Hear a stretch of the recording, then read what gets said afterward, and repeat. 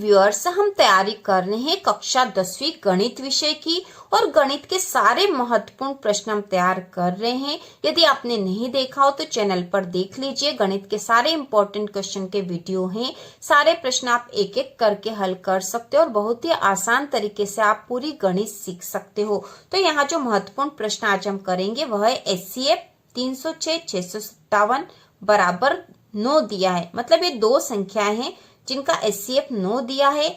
LCM 306 657 ज्ञात कीजिए। तो इन दो संख्याओं का HCF हमें दे रखा है और इनका LCM हमें ज्ञात करना है। तो इस प्रकार का यदि सवाल आता तो इसका एक सूत्र है, यदि किन्हीं भी दो संख्याओं का HCF और LCM का यदि गुणा किया जाए तो उसका मान उन दोनों संख्याओं के गुणा के बराबर होता है। तो यहाँ पे सूत्र है HCF गुणा LCM बराबर एक संख्या गुणा दूसरी संख्या। ठीक है, जिन दो संख्याओं का HCF और LCM दे रखा हो उन दो संख्याओं का गुणा उनके HCF और LCM के गुणा के बराबर होता है। तो यह सूत्र है। अब यहाँ कोई सी भी संख्या आपको मिल जाए, आप इसी सूत्र के द्वारा उसको हल कर सकते हो। तो यहाँ देखो HCF हमें दे रखा है 9 और LCM हमें ज्ञात करना है। तो यहाँ HCF की जगह हम मान रख देंगे 9, तो HCF की जगह हमने 9 लिख दिया है गुणा LCM बराबर एक संख्या दे रखी 306 गुणा दूसरी संख्या में दे रखी 657। ठीक है, तो हमने संख्याएं भी लिख दी और HCF का मान दे रखा था वह हमने लिख दिया। अब हमें LCM ज्ञात करना है। तो हम लिखेंगे LCM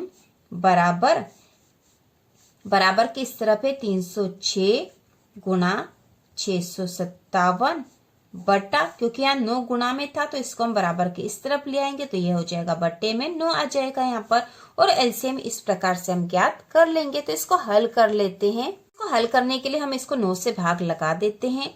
तो यहाँ पे हम लिखेंगे LCM बराबर 9 से भाग लगाएंगे तो 657 में 9 का भाग चला जाएगा, या फिर हम ये भी कर सकते हैं कि इन दोनों का गुणा कर ले और फिर 9 का भाग लगाए, या फिर यहीं से भाग चला जा रहा है तो हम लगा देते हैं ताकि हमको कम संख्याओं का गुणा करना पड़ेगा।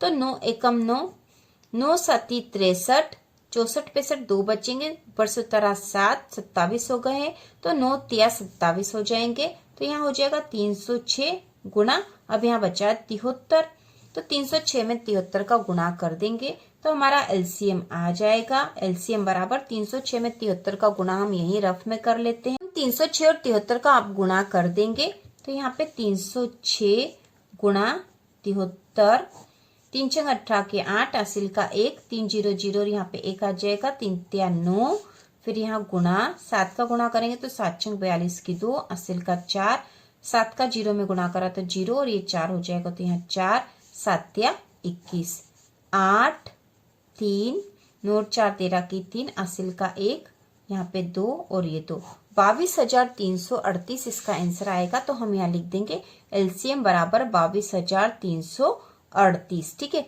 तो यह इसका LCM हमने निकाल लिया है इस विधि से और इस सूत्र से, और यही इसका आंसर है। ठीक है, यही इसका आंसर होगा।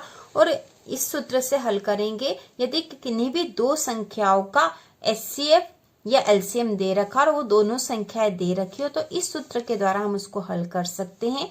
HCF गुणा LCM बराबर एक संख्या गुणा दूसरी संख्या, और इस प्रकार जिसका भी मान दे रखा उसका मान लिख के हम इसको हल कर लेंगे इसी विधि से। तो बहुत ही आसान है, हमें सूत्र पता होना चाहिए और इस तरह से आप इस प्रकार का जो भी प्रश्न है हल कर लोगे। तो इसी प्रकार के और वीडियो देखने के लिए कक्षा 10वीं की संपूर्ण तैयारी के लिए चैनल को सब्सक्राइब कीजिए।